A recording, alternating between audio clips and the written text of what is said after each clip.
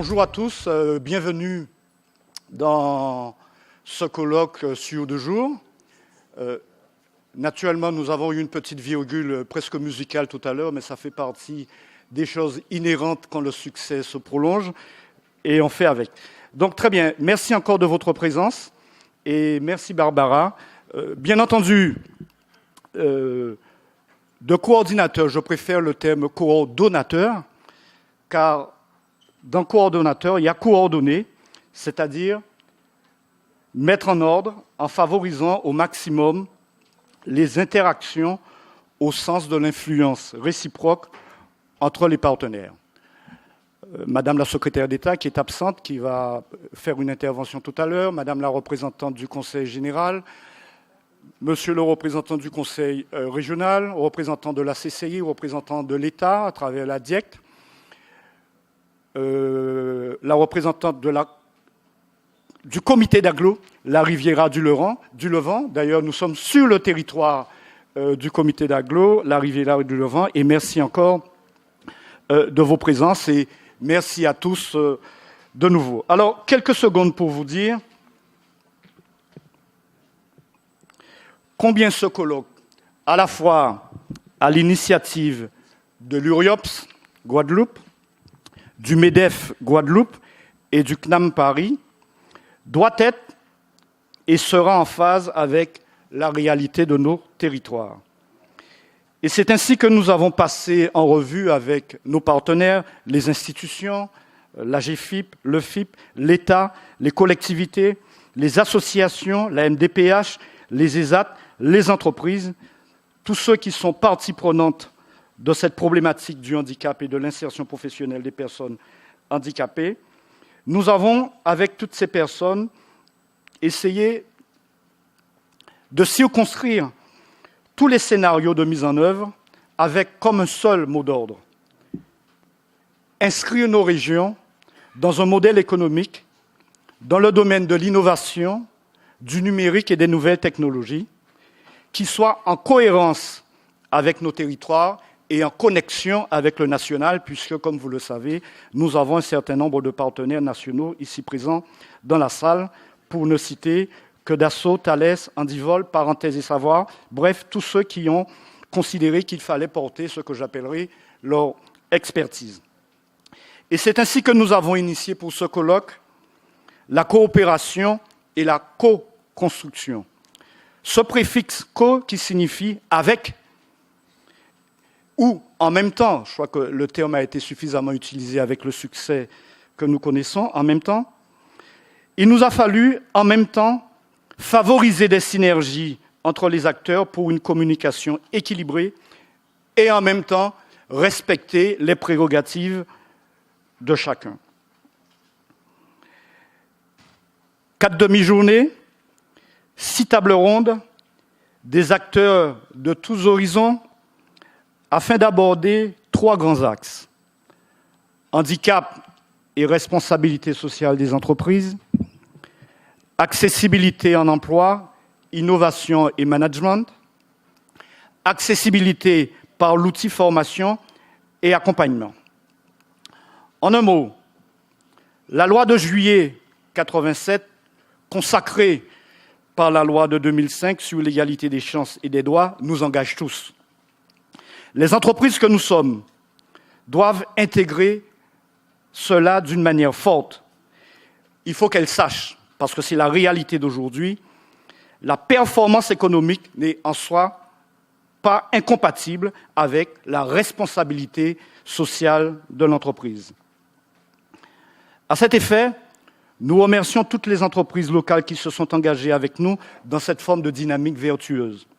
Pour ne citer que certaines d'elles, EDF, Gardel, GMA, Air Caraïbes, Caruglas, CAPES, bref, toutes celles entreprises qui ont cette responsabilité vis-à-vis de la loi, mais je tiens quand même à le dire, aussi des TPE ont participé à ce partage, bien entendu, alors qu'elles ne sont pas dans le processus du respect de la loi, à savoir les entreprises de plus de 20 salariés qui ont cette obligation d'emploi de 6%. Il fallait le dire, et c'est la raison pour laquelle j'ai beaucoup insisté sur la dimension territoriale, car mes amis de l'Hexagone, comme vous le savez, notre territoire, 95% des entreprises, ce sont des TPE. Donc, bien entendu, nous avons ce que j'appellerais une structure économique qui n'est pas celle de la structure économique de la France hexagonale.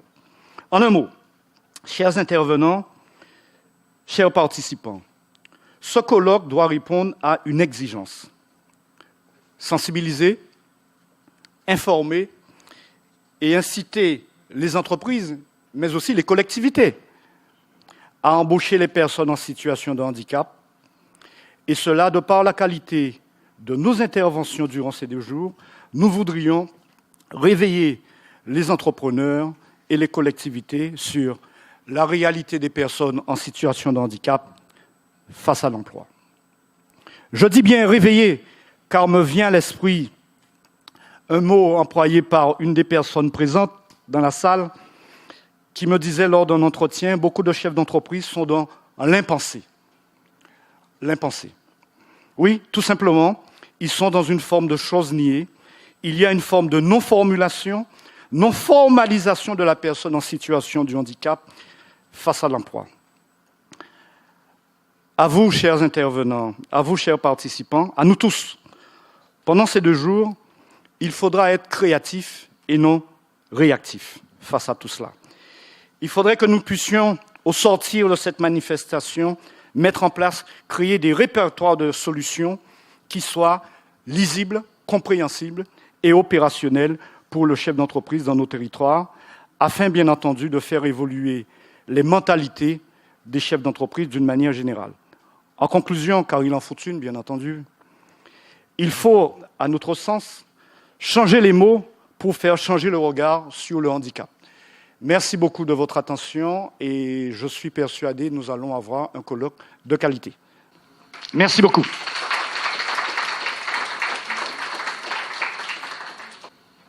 Merci, Monsieur Gob.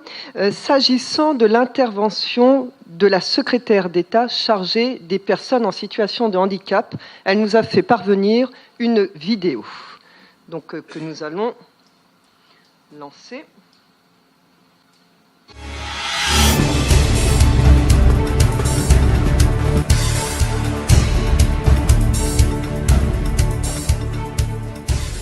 Monsieur le Président du Conseil régional, Madame la Présidente du Conseil départemental, Mesdames et Messieurs les organisateurs du colloque, Madame la Présidente de l'URIOPS, Monsieur le Président de l'UDEMEDEF, Monsieur le Professeur Djeguer. Je vous remercie de votre invitation à ouvrir ce colloque des 20 et 21 novembre consacré à l'inclusion professionnelle des personnes en situation de handicap. Mes contraintes d'agenda ne me permettent malheureusement pas d'être présente physiquement à vos côtés, auquel cas je ne pouvais participer, mais je suis heureuse de pouvoir, par ce message, m'adresser à vous et saluer cette initiative très importante sur un sujet majeur, l'emploi des personnes handicapées. Cette question reste pleinement d'actualité, car 30 ans après la loi de 1987, en faveur de l'emploi des travailleurs handicapés, force est de constater, le compte n'y est pas. Au rythme de progression actuel du taux d'emploi direct des personnes concernées, aujourd'hui il s'établit à 3,4% en progression, certes de 0,1 en moyenne, il nous faudrait encore attendre 26 ans pour atteindre la cible de 6% de travailleurs en situation de handicap dans l'emploi ordinaire. En Guadeloupe, les indicateurs sont malheureusement peu favorables puisque 9% seulement de personnes handicapées sont insérées en emploi. Le gouvernement est déterminé à aller plus vite et plus loin.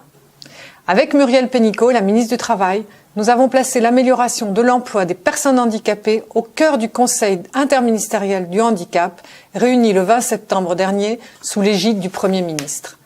Accéder à un emploi répond en effet à une vraie demande des personnes elles-mêmes, pour lesquelles il constitue, comme chacun, un vecteur d'émancipation et d'accès à la pleine citoyenneté. L'emploi de travailleurs handicapés constitue également une grande chance pour les entreprises de s'enrichir de leurs différences. Les très nombreux dirigeants que je rencontre qui ont engagé une politique RH ambitieuse en la matière ne manquent jamais de le souligner. L'emploi des travailleurs handicapés renforce considérablement le collectif. Des initiatives formidables se développent que la Semaine européenne de l'emploi des personnes handicapées ont permis en ce moment de mettre en lumière. Il faut toutefois changer d'échelle. Arrêtons de parler d'obligations, parlons d'opportunités. Cessons les contraintes, libérons les énergies. D'abord, nous entendons mobiliser tous les leviers. Celui en premier lieu du droit commun.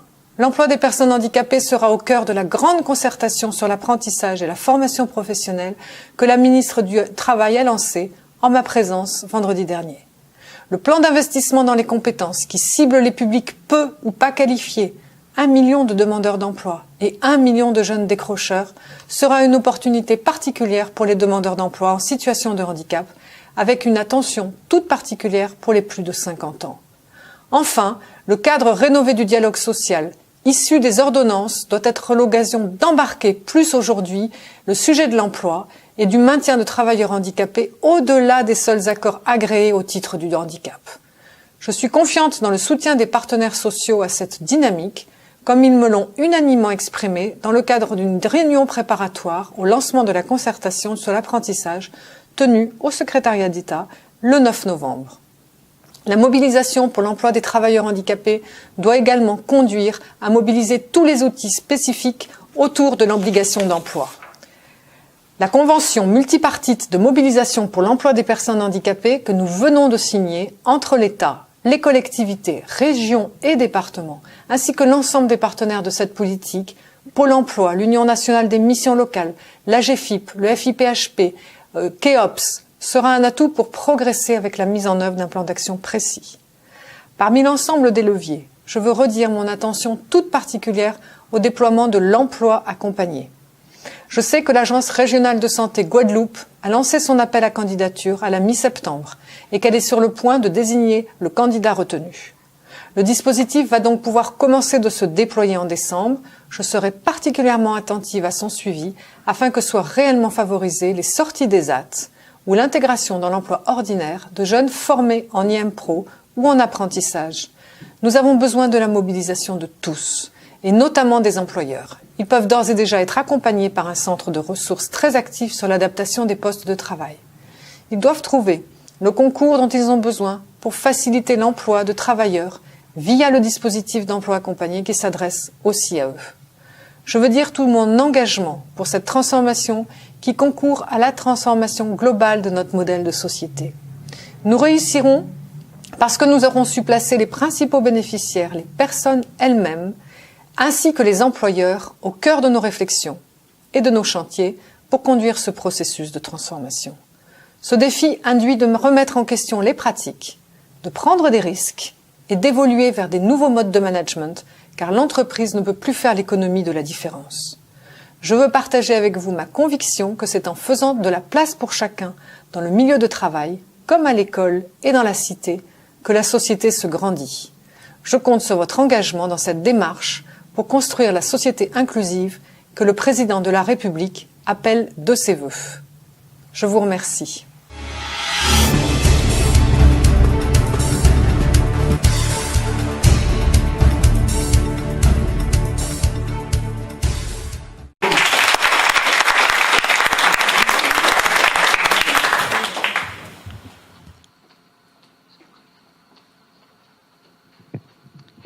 Mesdames et messieurs, en vos grades et qualités, c'est avec plaisir que je dois le dire avec une certaine gravité que je participe aujourd'hui à ce colloque au nom du président de la CAL, Monsieur Jean-Pierre Dupont.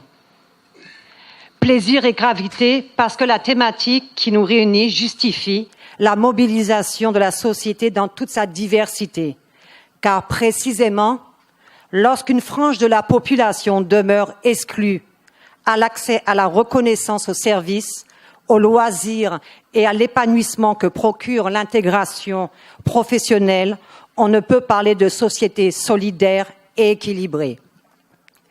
Tout l'enjeu réside donc dans la capacité de chacun d'entre nous à s'ouvrir à la différence, à faire preuve d'empathie pour mieux percevoir que l'autre est aussi nous-mêmes et que c'est la somme de ces différences qui fait notre richesse. Je dis la différence, mais je devrais dire les différences, car ce que nous qualifions de handicap ne se limite pas aux difficultés liées à la mobilité. Nous devons apprendre à mieux connaître l'autre dans ses difficultés du quotidien pour mieux les appréhender et bâtir un environnement professionnel qui soit en mesure d'accueillir ces différences. C'est pourquoi je tiens à saluer l'initiative de ces rencontres qui ambitionnent de mutualiser les énergies et les expériences pour prendre à bras le corps des problématiques telles que la scolarisation des enfants, l'accessibilité aux espaces publics, aux formations de droit commun, à l'emploi, au transport, au numérique, aux loisirs. Vous le savez, en dépit de son formidable potentiel, la CARL demeure une administration embryonnaire.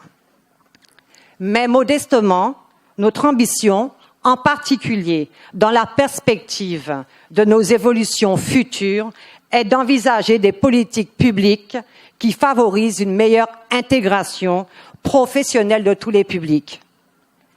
C'est tout le sens de la dynamique d'intervention dans le champ de la cohésion sociale et de la solidarité que la CARL entend renforcer dans le cadre de ses compétences dans le droit fil de la loi de 2005 en lien avec les communes à compter de 2018.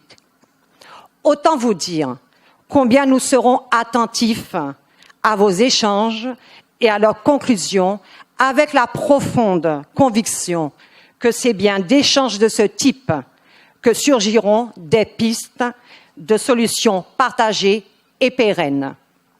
Donc, bon travail à vous tous et merci de votre attention.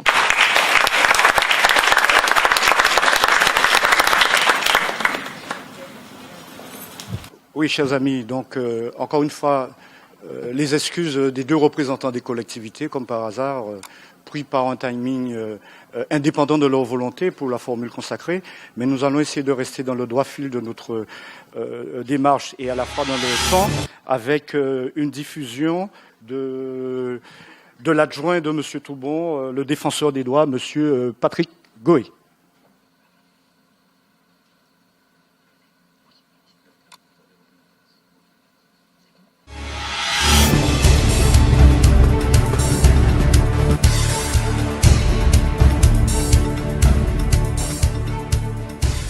Bonjour.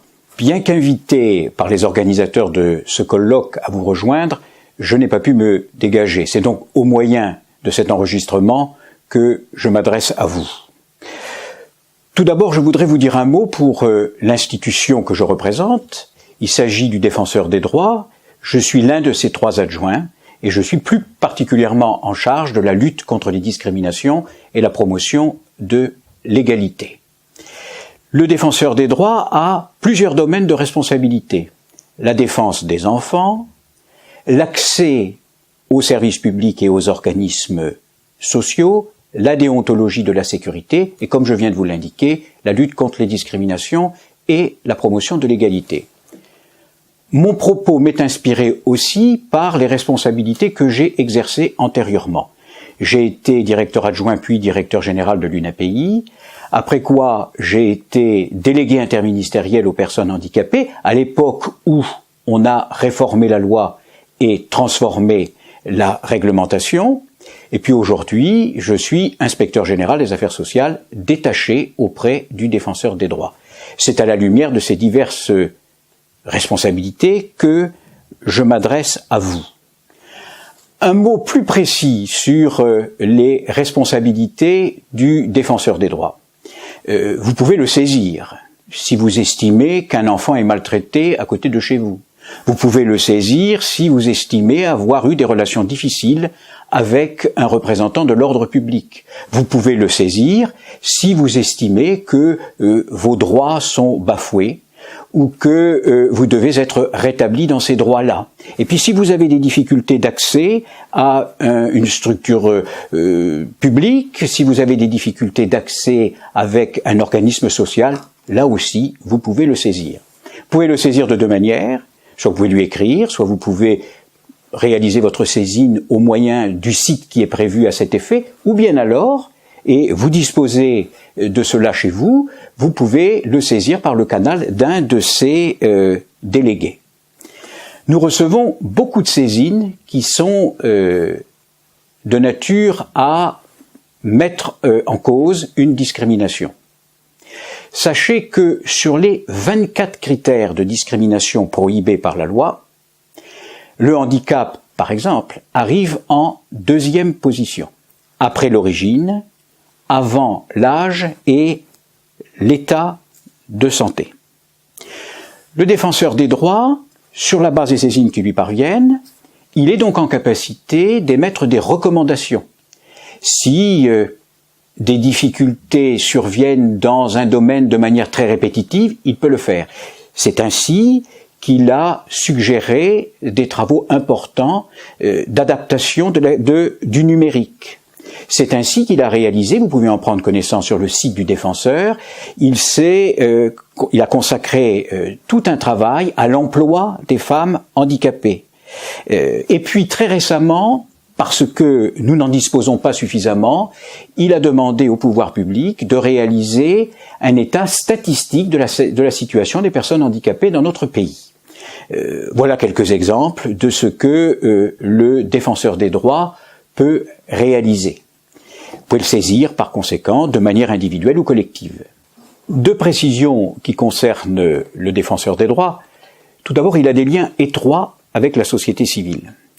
Et à ce titre-là, il a constitué toute une série de comités d'entente qui réunissent des associations représentatives. Et parmi ces comités d'entente, vous trouvez un comité d'entente handicap.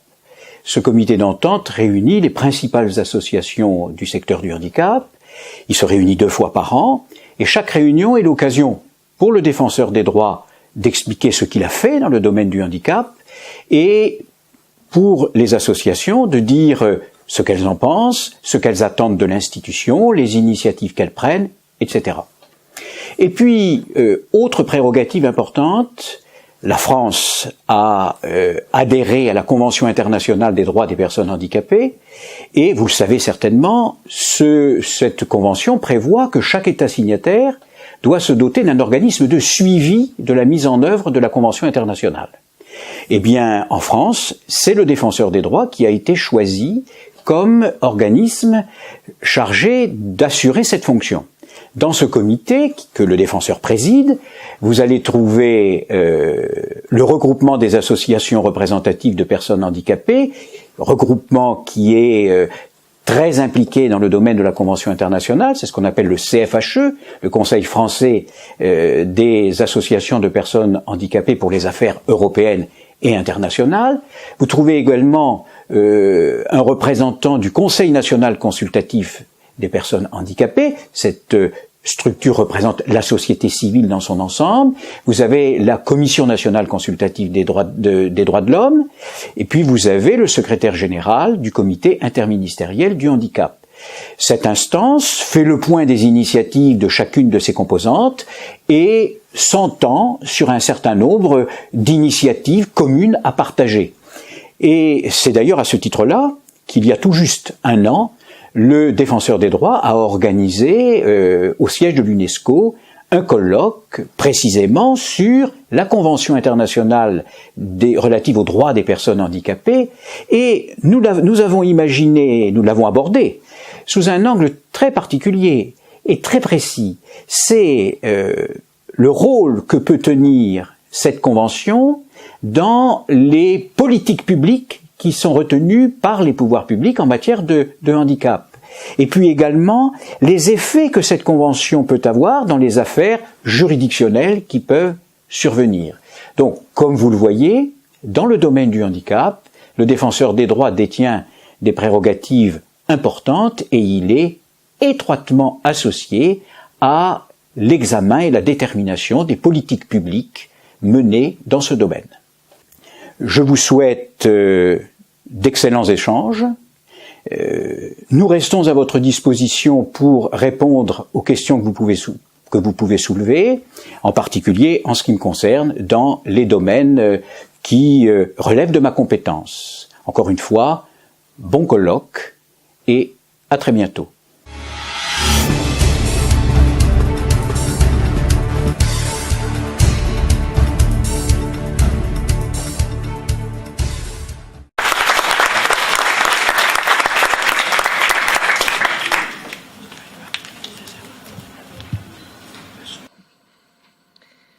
J'appelle le représentant de l'Union régionale interfédérale des œuvres et organismes privés non lucratifs, l'URIOPS, CR-OIH, Centre de ressources, Observatoire des inadaptations et des handicaps, Roberto Anila, le directeur.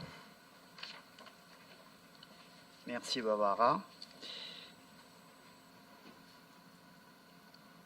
Mesdames, Messieurs, en vos grades et qualités, c'est en tant que directeur de l'URIOPS CR-OIH, co-organisatrice de cette manifestation, que j'ai l'honneur de remplacer à ce micro Madame le docteur Roberte Métrégiste Amouzin, qui est présidente de l'URIOPS.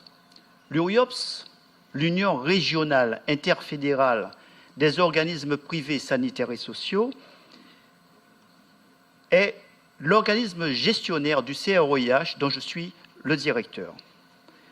Avant tout, je voudrais vous dire que pensez bien que c'est un exercice qui me met dans une situation de handicap pour lequel je ferai appel à votre indulgence et à votre soutien. Merci d'avance. Donc, j'ai également l'honneur de représenter le copil de cette organisation, de ce colloque.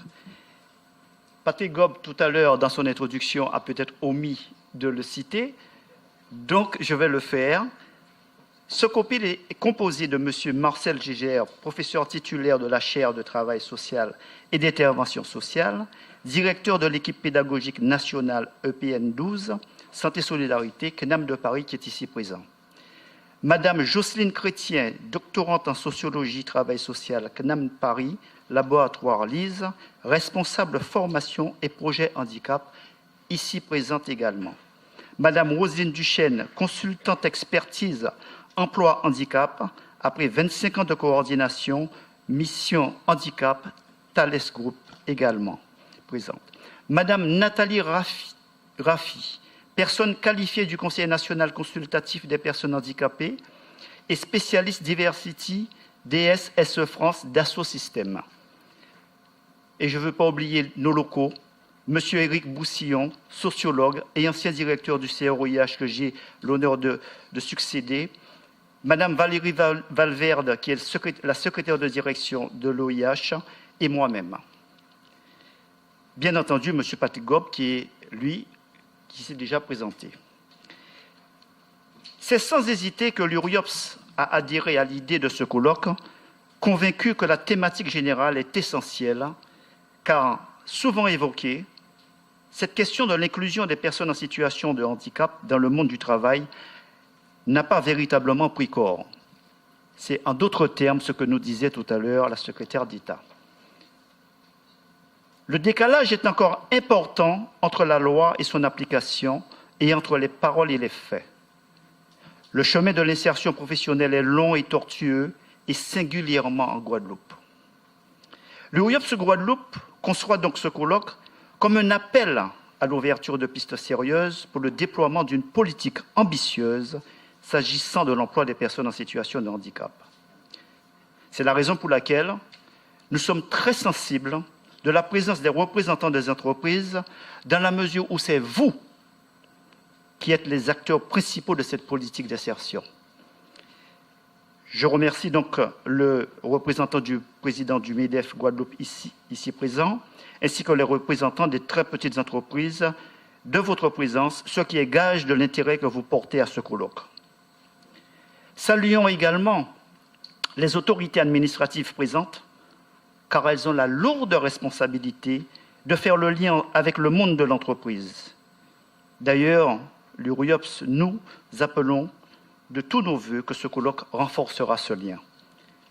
Saluons également les associations gestionnaires et leurs services qui préparent ce public à une certaine professionnalisation. J'entends par là les IME, les IMPRO, les CISAD, les ITEP, etc. Et bien entendu, les ateliers protégés, ces services qui sont souvent les premiers employeurs de ce public si fragile. En effet, leur premier pas s'effectue en général dans ces services, ne l'oublions pas. Nous sommes persuadés que c'est la conjugaison de toutes ces forces vives qui permettra une meilleure employabilité des personnes en situation de handicap. L'URIOPS Guadeloupe a eu l'occasion déjà de se pencher à maintes reprises sur la question du handicap, et ceci conformément à sa mission. À ce propos, et à travers le service que je dirige, le CROIH, celui-ci a organisé des colloques, diverses rencontres interprofessionnelles, et a encadré la publication de plusieurs textes. Et ces textes, je vous invite à venir les voir au CROIH dans notre service de documentation. Je vous citerai quelques exemples. Dans ce champ, bien sûr, puisque nous couvrons plusieurs champs.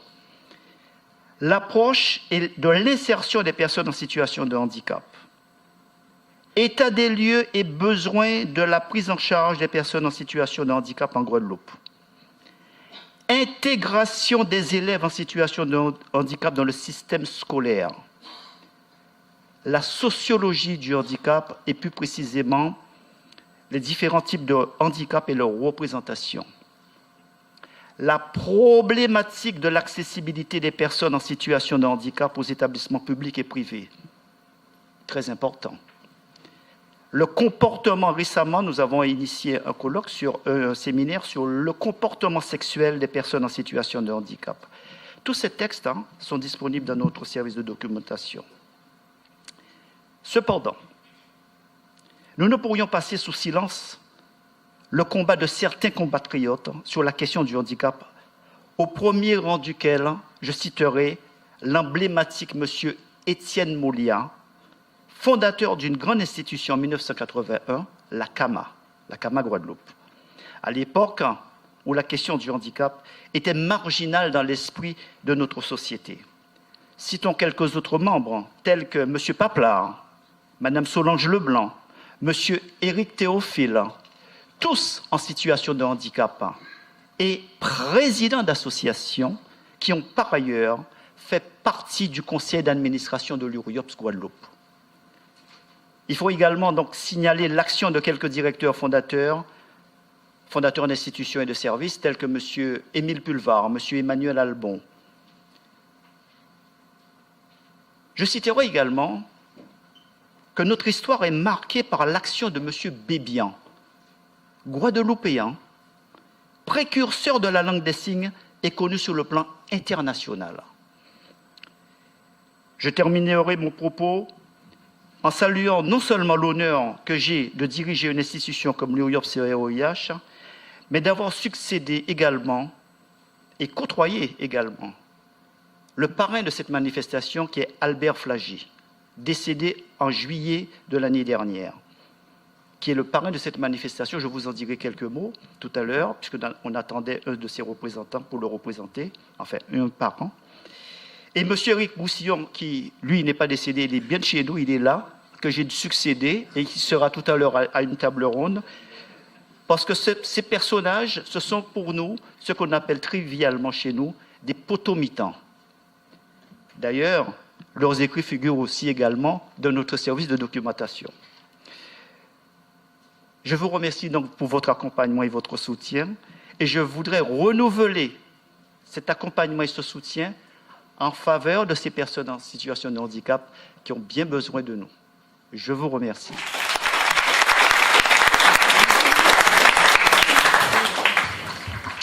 Alors, je resterai, si vous permettez, si vous permettez. Il me paraît important, puisque le représentant de monsieur Flagy, qui est le parrain de cette manifestation, que j'ai côtoyé, il me paraît important quand même d'en dire deux mots, si vous permettez. Deux mots alors. Merci. Pourquoi avons-nous choisi Albert Flagy comme parrain de ce colloque? Eh bien, tout d'abord, parce que c'est un anthropologue, c'était un anthropologue, et il eut l'occasion d'appréhender la question du handicap en Guadeloupe, et il a encadré beaucoup de chercheurs sur cette question. Ça, c'est l'élément premier. Albert Flagy était aussi un théoricien, en laissant de nombreux textes d'ordre anthropologique, d'ailleurs qui sont, comme je vous le répète, consultables au CROIH. Il eut également l'occasion d'accompagner des structures en charge de cette problématique. Beaucoup de créations de ce type de structure ont été effectivement accompagnées par Albert Flagy.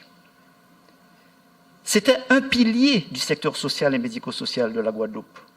C'était un praticien. Il était avant tout éducateur et il a accompagné de nombreux jeunes et connaissait profondément tous les quartiers de la périphérie pointoise. Et il était né en 1947. Alors, comme je vous disais, c'était un bâtisseur à travers toutes ses créations. Et il a aidé à la création d'une des plus grosses associations que nous avons sur le territoire, qui est l'AAEA. Et la plupart des services qui dépendent de cette association ont été créés par M. Albert Flagy. M. Albert Flagy était également un membre fondateur et ancien directeur du CRIH, comme je vous l'ai dit. Mais c'est lui qui a donné les pulsions avec la présidente pour que l'URIOPS Guadeloupe fasse le lien avec l'UNIOPS de France. C'est ainsi que l'URIOPS a pris son envol. Et ça, c'est très important parce que c'est la question, effectivement, de notre présence ici. En tout cas, s'agissant de M. Flagy, voilà pourquoi est-ce que nous avons trouvé qu'il était absolument important qu'il soit le parrain de cette manifestation. Merci. Merci encore pour lui.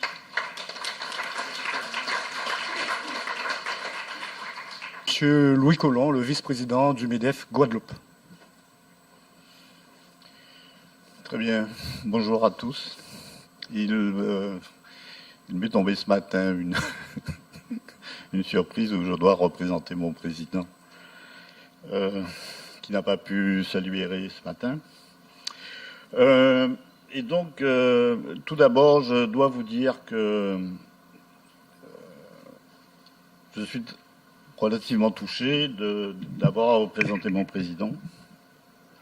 L'UDE, l'Union des entreprises de Guadeloupe, représentant du MEDEF de France, est fier de se trouver aujourd'hui à l'ouverture de ce colloque sur l'inclusion professionnelle des personnes en situation de handicap. L'UDE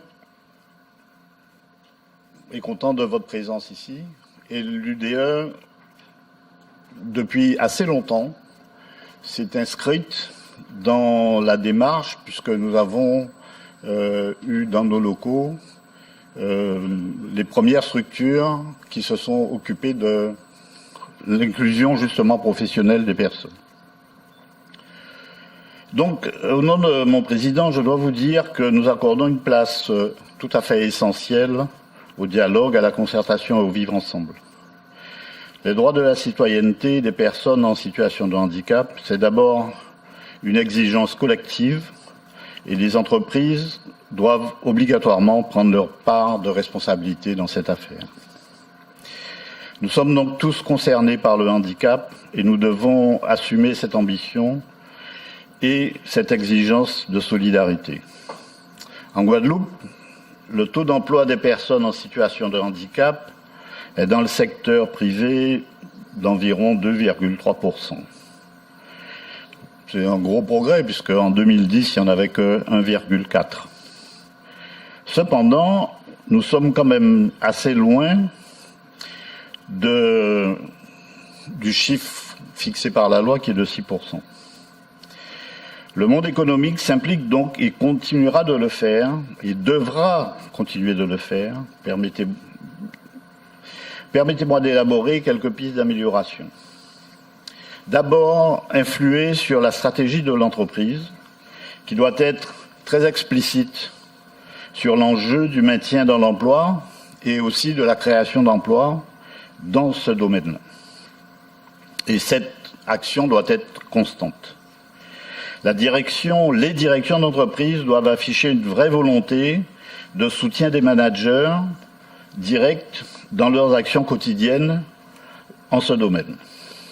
La première condition indispensable au maintien dans l'emploi dépend d'une confiance qui doit se construire dans l'ensemble des actes de management et doit être prise en compte dans l'évaluation des responsables hiérarchiques. Et il s'agit aussi donc de développer un climat social qui est favorable à la mise en œuvre et à la coordination des actions dans ce domaine. Il sera donc nécessaire de sensibiliser et d'impliquer les managers, les employés sur l'emploi des personnes handicapées, alors que des retours d'expérience partout reconnus très positifs sur l'ambiance générale des services concernés remontent quand même de nos entreprises.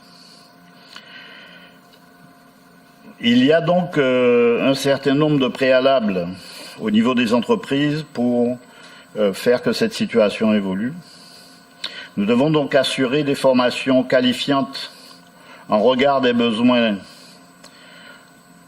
localement et destinées aux personnes handicapées, en situation de handicap, pardon. 70% de cette population ne sont pas détenteurs du bac. Ceci étant dit, moi non plus. Car ils n'ont pas pu faire d'études, ce qui a changé depuis 2006.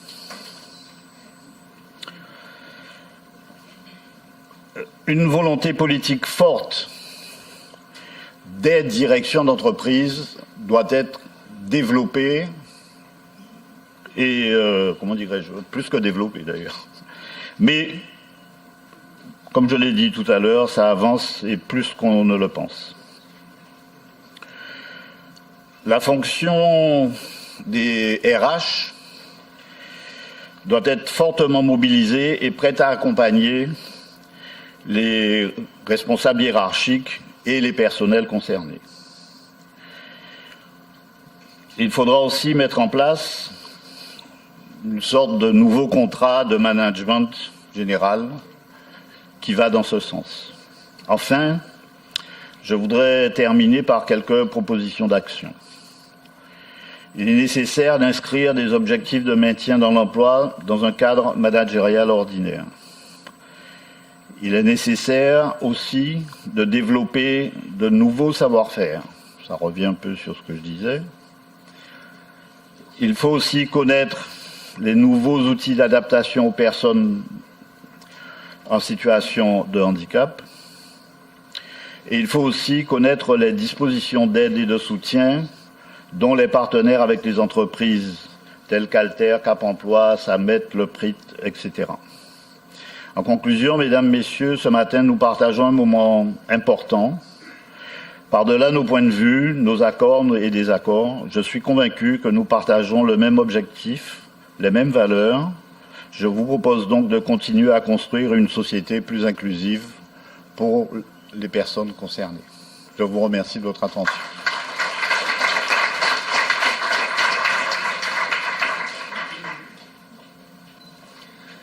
Professeur Gégère, titulaire de la chaire du travail social et de l'intervention sociale, directeur de l'équipe pédagogique Santé Solidarité CNAM Paris. Bonjour,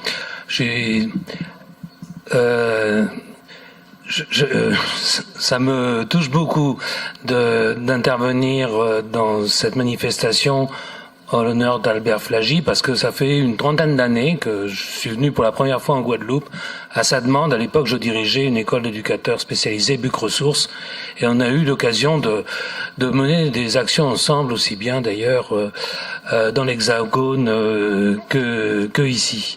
Alors, cette manifestation, disons que le CNAM y a contribué dans la mesure de ses moyens. Pourquoi le CNAM? Le Conservatoire national des arts et métiers est une institution assez ancienne, assez vénérable, puisqu'elle a été créée en 1794 par l'abbé Grégoire. Si j'évoque la figure de l'abbé Grégoire, mais rassurez-vous, je vais être quand même très rapide, c'est parce que c'était c'était un prêtre révolutionnaire qui a beaucoup combattu contre l'esclavage et notamment il a écrit un article dans une revue qui s'appelait le Créole Patriote en 1793 et disons que le CNAM encore aujourd'hui est très marqué par cet héritage de la Révolution française et considère, comme l'a expliqué d'ailleurs Patrick Goé, que la question du handicap, elle s'inscrit très largement dans un contexte plus large qui est celui de la lutte contre toutes les formes de discrimination. Et en ce sens, le CNAM est actuellement en train de pourvoir une chaire handicap. Il y a déjà une chère accessibilité, il y a une volonté très forte d'apporter ces compétences. Une autre raison pour laquelle c'est important d'évoquer cette figure, c'est le fait qu'il existe un CNAM, comme vous le savez, à Pointe-à-Pitre, dont la directrice est Marilène Troupé, et qui est devenue une association ARCNAM en 2007, mais qui a une histoire aussi assez ancienne. Alors, le Conservatoire national des arts et métiers, c'est un établissement public d'enseignement supérieur, et il m'amène à dire que, en matière d'accompagnement des personnes en situation de handicap, vous le savez, il y a à la fois toutes les actions menées en faveur de l'inclusion sociale, inclusion professionnelle, mais cela pose aussi la question de la formation initiale et continue. Et nous, j'imagine que nous partageons ici cette idée que la qualification, l'augmentation des niveaux de qualification permet de favoriser des accompagnements de qualité, et le CNAM s'y emploie par des certificats de compétences, des certificats professionnels, mais il y a aussi des masters et des doctorats. Et à ce titre, je salue Jocelyne Chrétien, puisque je note suivre avec le professeur Jacques Dumont sa thèse actuellement au CNAM. Il y a un autre aspect que je voudrais juste évoquer, c'est l'importance que l'on accorde aujourd'hui à cette idée que les savoirs ne sont pas que des savoirs académiques. Les savoirs sont aussi les savoirs d'action dont sont porteurs les professionnels, mais aussi les savoirs d'expérience des personnes directement concernées. Et là, en ce moment, nous essayons de valoriser une décision qui a été prise très récemment, puisqu'il s'agit d'un décret du 6 mai 2017 qui, pour la première fois, donne une définition réglementaire du travail social. Et dans cette définition, il y a l'affirmation de la légitimité du savoir, des savoirs des personnes, notamment, comme on le verra d'ailleurs lors de ce colloque, des savoirs des personnes en situation de handicap. Il y a également un point très important, c'est la question de l'attention aux pratiques. Parce que on a vécu ces dernières années sur l'hypothèse qu'il fallait renforcer et favoriser l'accès au droit, ce que fait aussi, ce qu'évoquait Patrick Goé. Mais à la fin 2012, il y a eu une conférence nationale dont un des mots d'ordre qui en est résulté me paraît tout à fait important. Il disait il faut passer de la solidarité par les droits à une solidarité par l'engagement, par l'implication. Alors bien entendu, la question des droits est très importante puisque nous travaillons beaucoup sur la thématique du non-recours au droit et du renoncement au droit, mais on est bien sûr attentif au fait qu'au-delà des paroles, il y a ces réalités de l'accompagnement au quotidien. Je terminerai en plaidant une nouvelle fois à la fois pour les transformations qui s'opèrent, qui sont à la fois des transformations dans le vocabulaire. Donc, quand on parle d'inclusion, de participation, on parle de plus en plus de capacité, de développement du pouvoir d'agir.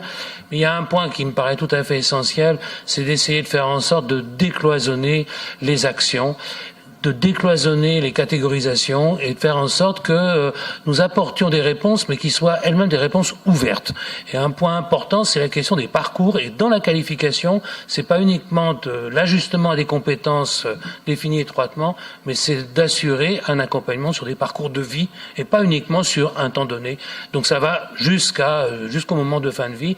Il faut absolument faire aussi le lien entre les actions menées en faveur des enfants et les actions menées en faveur des adultes, puis des personnes âgées, et assurer la continuité de ce travail.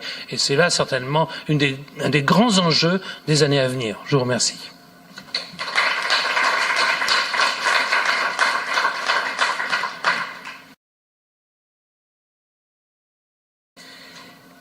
Merci, monsieur le professeur. J'appelle à la tribune Jean-Claude Mimifir, directeur adjoint de la Direction régionale des entreprises, de la concurrence, de la consommation, du travail et de l'emploi.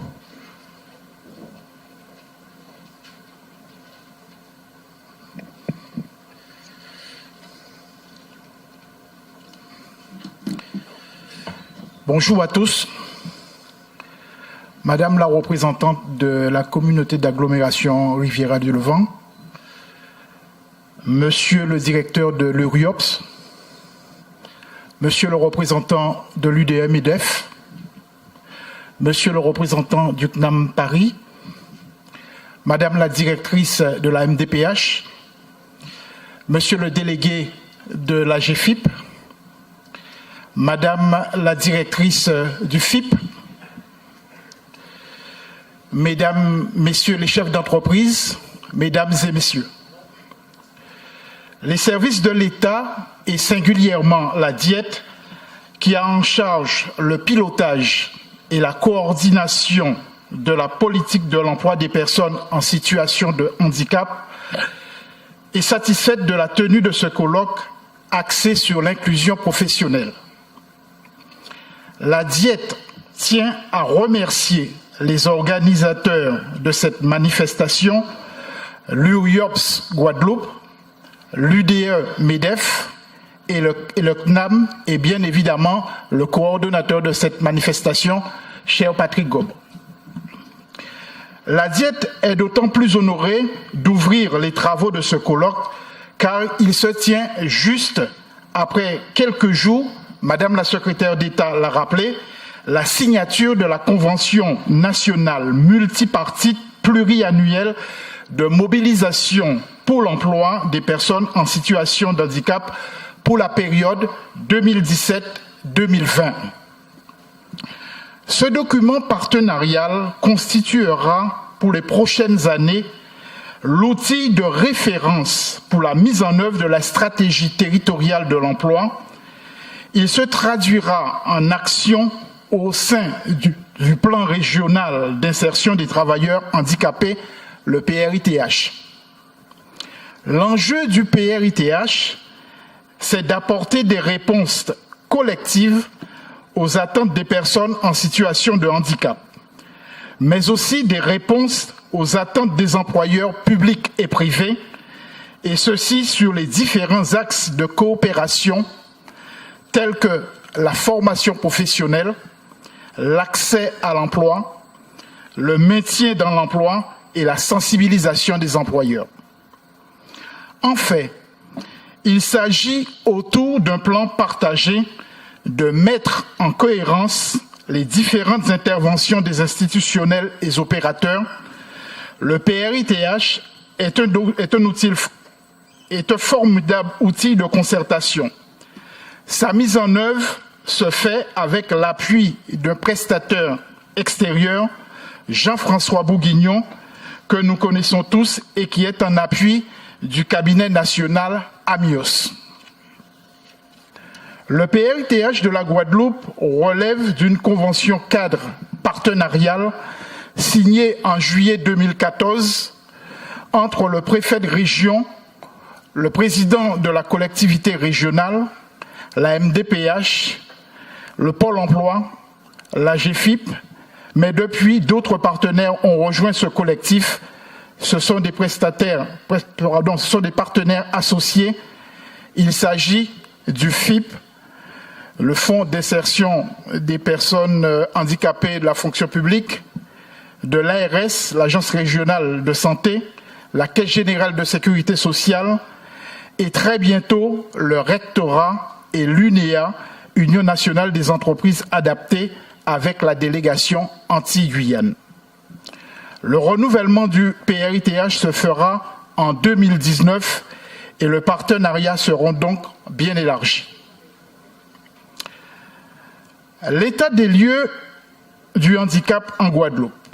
Au 31 décembre 2016, en Guadeloupe, c'est plus de 2000 demandeurs d'emploi, travailleurs handicapés qui sont inscrits à Pôle emploi, soit près de 3% de l'ensemble de la population en demande, contre 8,4% au niveau national. La particularité de notre région est que ce taux officiel de 3% des demandeurs d'emploi en situation de handicap est très en deçà de la réalité. En effet, dans une enquête INSEE de 2008, 12% de la population de Guadeloupe, soit 48 000 personnes, déclaraient un handicap ressenti. Nous savons tous que la représentation négative que constitue le handicap dans notre société n'encourage pas ceux qui en ont pourtant la reconnaissance administrative de se faire identifier que ce soit à Pôle emploi et même dans leur entreprise et leur administration. Les caractéristiques du public demandeur d'emploi en situation de handicap, c'est qu'elle est de très longue durée, avec 70% de demandeurs d'emploi de longue durée. De faibles niveaux de qualification, ça a déjà été rappelé, près de 74% des demandeurs d'emploi en situation de handicap ont un niveau égal ou inférieur au CAP. Et qu'il est lésé par un accès beaucoup plus difficile dans notre région à l'offre de formation régionale. En outre, 48% des demandeurs d'emploi en situation de handicap recherchent un emploi dans les domaines très limités comme les services à la personne et à la collectivité, le support à l'entreprise ou le commerce, la vente et la grande distribution. Pour ce qui concerne l'accès à l'emploi, au cours de l'année 2016, environ 1000 demandeurs d'emploi travailleurs handicapés ont été accompagnés par le CAP Emploi, dont plus de 50% dans le cadre de la co-traitance avec le Pôle emploi. 185 contrats de travail ont été signés, 68 en 2015, dont 64% dans le secteur privé et 36% dans le secteur public. Les très petites entreprises non assujetties représentent 46% des employeurs ayant réalisé un recrutement. Les activités de services administratifs et autres représentent le secteur avec lequel le plus de contrats ont été signés, 25%. Concernant l'accès à la formation, il n'y a pas de données consolidées sur le nombre de travailleurs handicapés entrés en formation. Seuls les chiffres de CAP Emploi sont connus. En 2016, ce sont 112 personnes qui sont entrées en formation, dont 67% en formation qualifiante, certifiante ou diplômante. Ce sont aussi 12 contrats en alternance, dont 9 contrats de professionnalisation et 3 contrats d'apprentissage. Le taux d'emploi des personnes en situation de handicap dans les 3 fonctions publiques, les derniers chiffres connus sont de 2012, 548 agents avec une moyenne d'âge élevée de plus de 9 sur 10 ont plus de 40 ans, soit un taux d'emploi de 2,93% en baisse depuis 2010, puisque cela représentait 3,61%. Pour l'emploi privé, en 2015, 254 entreprises assujetties à l'obligation de l'emploi des travailleurs handicapés en Guadeloupe, dont 68% de moins de 50 salariés, 349 salariés bénéficiaires de l'obligation de l'emploi des travailleurs handicapés contre 332 en 2010, soit un taux d'emploi de 2,3% contre 1,4% en 2010. Nous sommes, tant pour le public que pour le privé, bien loin de l'obligation des 6%. Le vieillissement de la population, l'allongement de l'activité professionnelle, les transformations des rythmes de travail et les conditions de travail nécessitent de développer une approche globale préventive pour éviter les situations d'inaptitude et de désinsertion professionnelle. En 2015, 24 000 visites médicales ont été réalisées par les services de santé au travail, dont 9,2% ont donné lieu à une restriction d'aptitude ou d'inaptitude. C'est une situation inquiétante. Annuellement, le service de maintien en emploi de l'AJ représente et valide plus de 40 démarches de maintien dans l'emploi. Pour conclure sur ces données, je préciserai que la définition d'une politique, quelle qu'elle soit, est fortement liée aux caractéristiques d'une population cible. Le plan régional d'insertion des travailleurs handicapés de Guadeloupe souffre malheureusement de données actuellement indisponibles telles que la photographie des types de handicap ou d'informations disponibles, mais non mis à disposition. En 2017, les travaux conduits dans le cadre du PRITH, ça a été le lancement d'un site Internet en 2017 pour informer les bénéficiaires et optimiser les travaux du PRITH. Le lancement d'une étude en septembre, conduite par l'Observatoire des inaptitudes et du handicap sur les 16-30 ans de l'enseignement à l'emploi. La réalisation d'un article support de communication en direction des employeurs, partenaires sociaux, médecins sur la visite de pré-reprise au travail. Pour conclure, je vous dirai aujourd'hui, la politique du handicap portée par le gouvernement repose sur une ambition forte qui est de rendre la société plus accueillante et plus inclusive. C'est aussi le sens qu'à la tenue d'une telle manifestation. Cependant, en Guadeloupe, plus qu'ailleurs, pour gravir une première marche dans le parcours de l'insertion, de l'inclusion professionnelle des personnes en situation de handicap, il faudrait que des barrières tombent pour permettre l'accès de ce public à des périodes de mise en situation professionnelle, stages plus communément appelés. Gageons alors que ces travaux puissent aboutir à cet engagement. Je vous souhaite, mesdames et messieurs, une production très riche sur ces 2 journées de colloque. Je vous remercie de votre attention.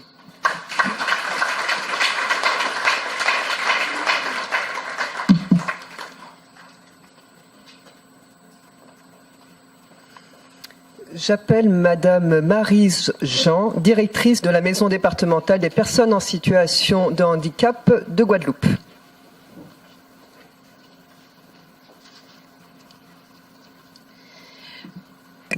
Bonjour à tous. Donc, je voudrais tout d'abord excuser Madame Chantal Lérus, qui est présidente de la commission personnes âgées, personnes handicapées, mais qui est présidente de la commission exécutive de la MDPH et qui est retenue dans ses fonctions. Elle m'a demandé de vous saluer et de montrer l'intérêt qu'elle porte à cette manifestation. Elle fera tout son possible pour venir nous rejoindre dès qu'elle pourra se libérer. Alors, tout d'abord, je dois dire que je me réjouis d'être ici aujourd'hui dans ce colloque organisé par le CNAM, l'OIH et le MEDEF Guadeloupe. C'est l'occasion de s'interroger et de débattre autour des différentes questions des personnes handicapées dans le monde du travail. Je dois tout d'abord féliciter les organisateurs qui ont quand même fait un travail remarquable. Alors, la question du handicap est une question incontournable, je crois, aujourd'hui et pour tous, et est au cœur de nos préoccupations. Nous devons en effet tenir compte de la diversité, des spécificités de chacun et permettre l'organisation de notre environnement en l'adaptant le mieux possible à l'ensemble des situations. La société aujourd'hui nous confronte à un défi, le nombre croissant de personnes fragilisées par des déficiences, parce que le parcours de vie n'est pas linéaire. Qu'il s'agisse d'accidents de la vie, d'accidents professionnels, d'accidents de la voie publique, de maladies invalidantes. Et nous pouvons dire que notre Guadeloupe paie un lourd tribut, car les accidents de la circulation génèrent du handicap. Dans un contexte socio-économique, il faut le dire, tendu, caractérisé par un taux de chômage important. L'insertion des personnes handicapées qui nous rassemble aujourd'hui relève d'une construction lente, et je me permets de souligner ce paradoxe, puisque les premières dispositions législatives relatives au handicap ont concerné le domaine du travail. Et c'est ce domaine-là, aujourd'hui, qui accuse un retard important. Cependant, on peut dire que la loi du 11 février 2005, rénovant, voire refondant l'action en direction des personnes handicapées, marque un tournant important, tant en ce qui concerne la gouvernance que la prise en compte de l'égalité des droits, des chances, la participation et la citoyenneté, en fait une accessibilité généralisée dans tous les aspects de la vie.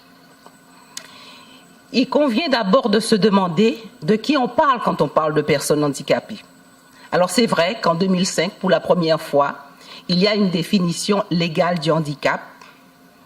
Constitue un handicap toute limitation d'activité ou restriction de participation à la vie en société subie dans son environnement par une personne en raison d'une altération substantielle, durable ou définitive d'une ou plusieurs fonctions physiques, sensorielles, mentales, cognitives ou psychiques, d'un polyhandicap ou de troubles de santé invalidants. On voit là que le handicap, il se conjugue au pluriel, ce n'est plus le fauteuil roulant uniquement, et qu'il relève d'une altération fonctionnelle et que celle-ci est en interaction avec l'environnement. S'agissant de la gouvernance, elle se concrétise par la création des MDPH, passée sur la tutelle administrative et financière du département. Elle est organisée sous forme de groupement d'intérêt public, associant les principaux acteurs institutionnels du handicap et particulièrement les représentants des associations de personnes handicapées. La MDPH est la seule instance qui est compétente pour reconnaître le handicap et elle contribue à favoriser à l'accès aux droits des personnes handicapées pour répondre à leurs besoins en offrant un accès unique à tout enfant et tout adulte en situation de handicap, assurant ainsi un continuum dans les décisions. La MDPH s'attache à les accompagner à travers les dispositifs qu'elle gère, qu'il s'agisse de l'attribution de prestations de survie et de compensation, de l'orientation scolaire ou professionnelle, de l'orientation en établissement médico-social, dans le cadre de partenariats actifs. La MDPH ne travaille pas seule. Vous comprendrez bien que la tâche n'est pas simple. Il convient de souligner l'augmentation régulière du nombre de personnes qui s'adressent à la MDPH. En 2016, 13 393 personnes ont déposé un dossier à la MDPH, alors qu'elles étaient au nombre de 9 300 en 2010. Donc une augmentation progressive. Donc plusieurs paramètres peuvent expliquer cette augmentation et sont à prendre en compte. On se rend compte qu'il y a des personnes qui n'avaient jamais fait reconnaître leur handicap, le font aujourd'hui. Il faut tenir compte du vieillissement des personnes handicapées à l'instar de tout le public, de toute la population.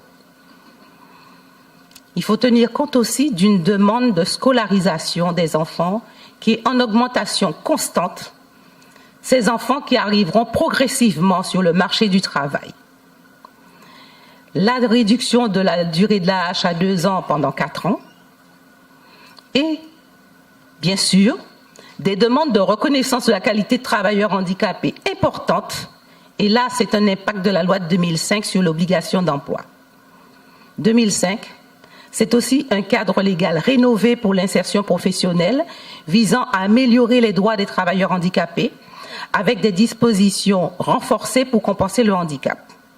Ainsi, le principe de non-discrimination est réaffirmé et oblige les employeurs à prendre des mesures appropriées pour garantir l'égalité de traitement des travailleurs handicapés. La MDPH est sur le parcours de reconnaissance du handicap et d'insertion professionnelle.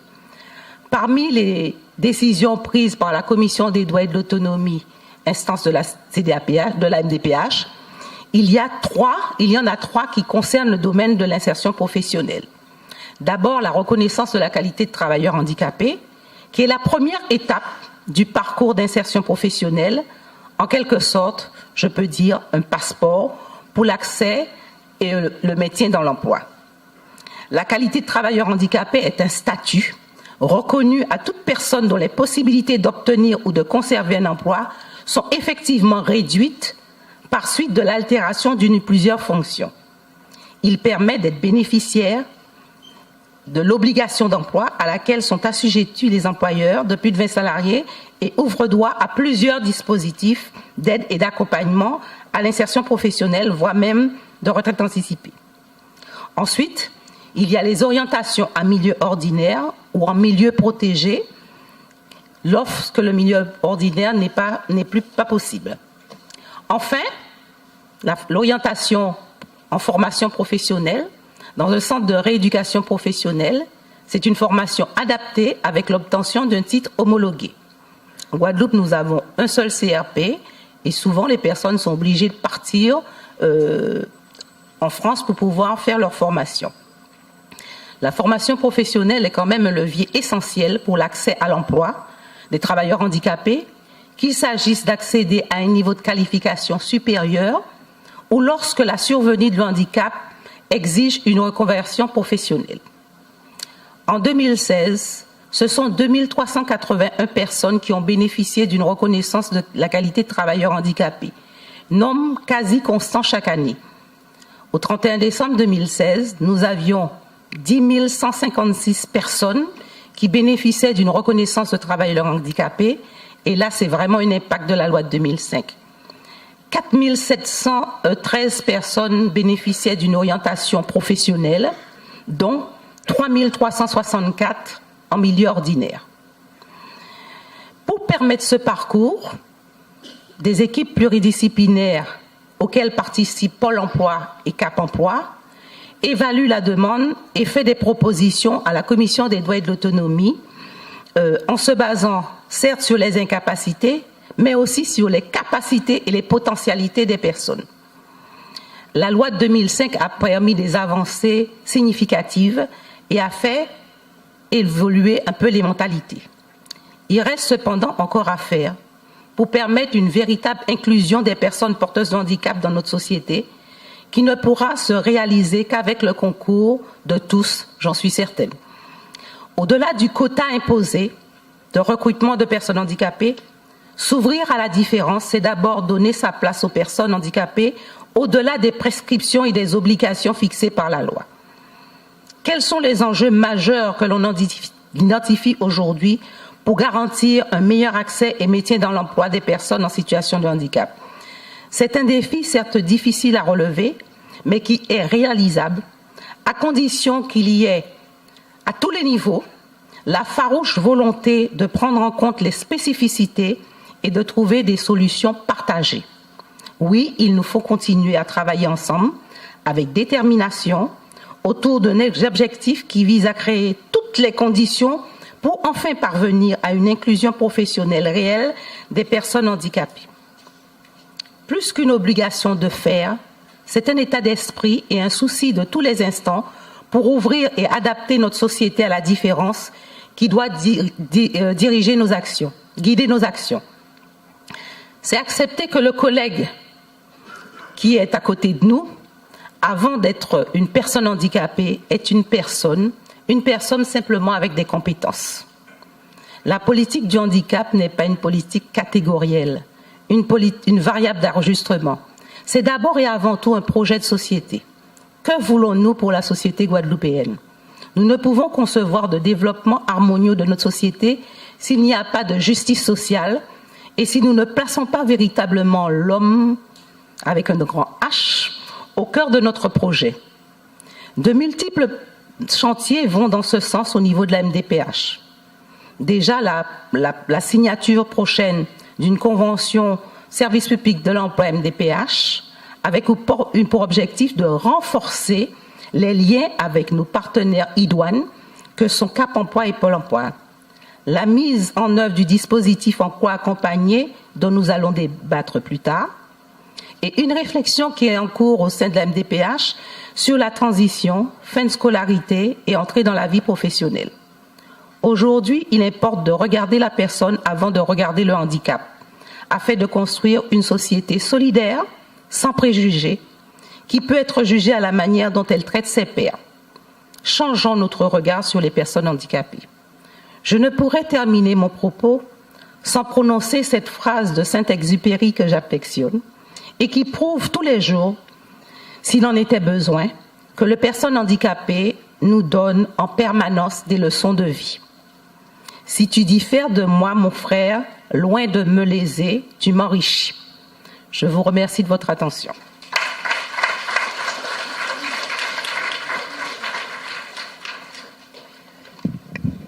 Merci. Voici enfin la fin de la dimension protocolaire de cette manifestation. Patrick Gob, à vous la parole.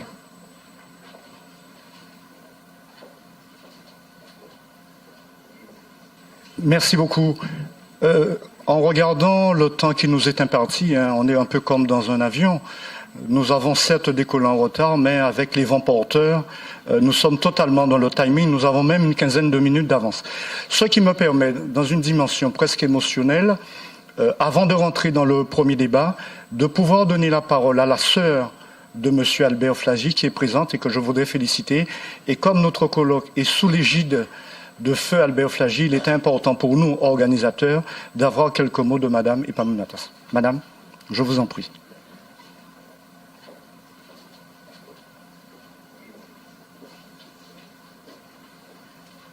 Mesdames, Messieurs, bonjour. Oui, mais c'est mieux de parler au micro. Bon, Mesdames, Messieurs, bonjour. Alors, je suis très, très flattée, très honorée au nom de ma famille entière, les enfants de Monsieur Feu Albert Flagi, son épouse et les frères, de vous dire quelques mots, vraiment quelques mots. C'est toujours avec beaucoup d'émotion qu'on intervient quand on parle d'Albert, de mon frère. Alors, ça se passe même à la maison, et c'est comme ça, parce que nous avons été avec lui. Alors, je vais dire un groupe d'enfants et puis après un groupe d'adultes très très fort et très très engagé dans tout.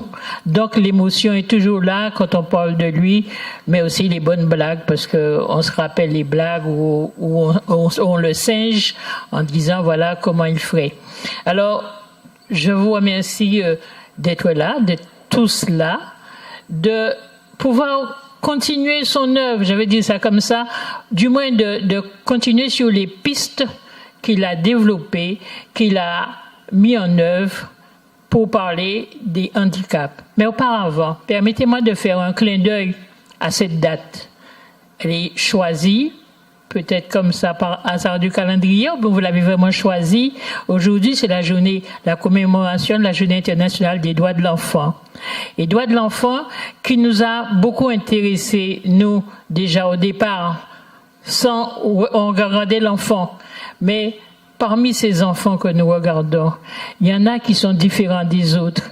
Et pour tous ces enfants différents qu'on oublie, qu'on cache ou qu'on ne met pas en avant, parce qu'on a oublié que ces enfants-là, ce sont les hommes de demain, les femmes de demain, les gens qui viendront sur l'inclusion professionnelle. Donc c'est depuis que l'enfant handicapé, un intervenant disait tout à l'heure que la majeure partie a un niveau CAP.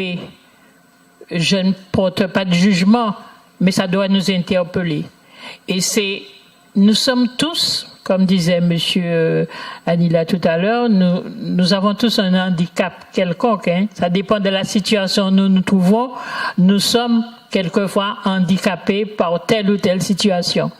Alors, pour tout cela, pour toutes les pistes que mon frère Albert Flagi a développé, je ne peux que vous féliciter d'avoir mis en place ce colloque, ce temps de réflexion.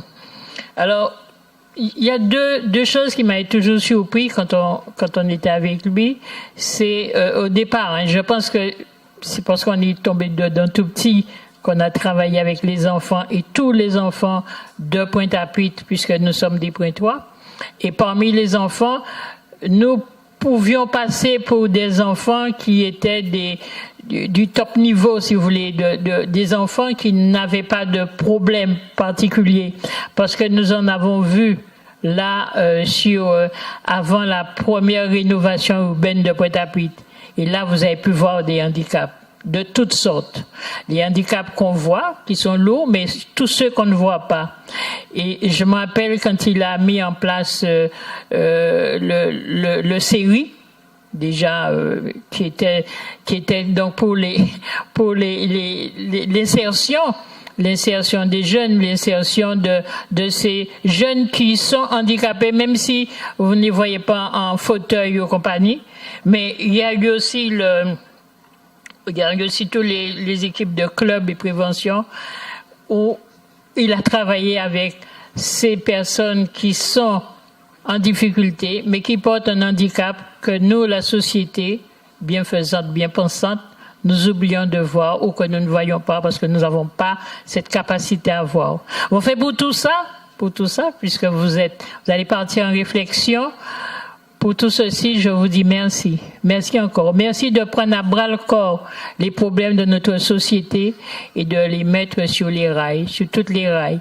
Mon frère parlait de tous les handicaps, tout.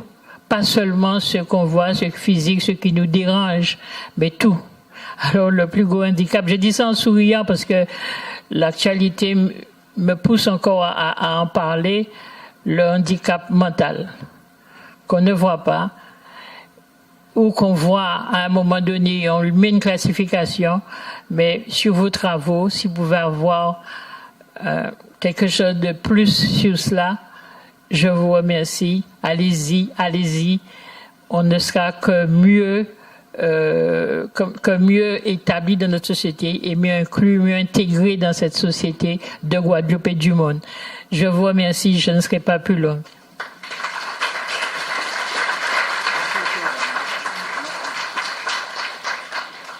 Merci beaucoup.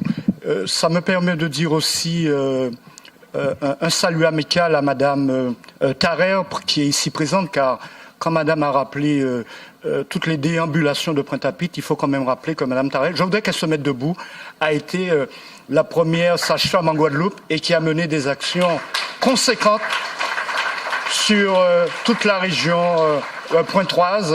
En tant aussi que conseillère municipale, elle a toujours été aux côtés des plus démunis. Et comme vous le voyez, elle est toujours aussi active car elle participe à toutes les actions. Merci encore, Madame Tarrer, de votre présence.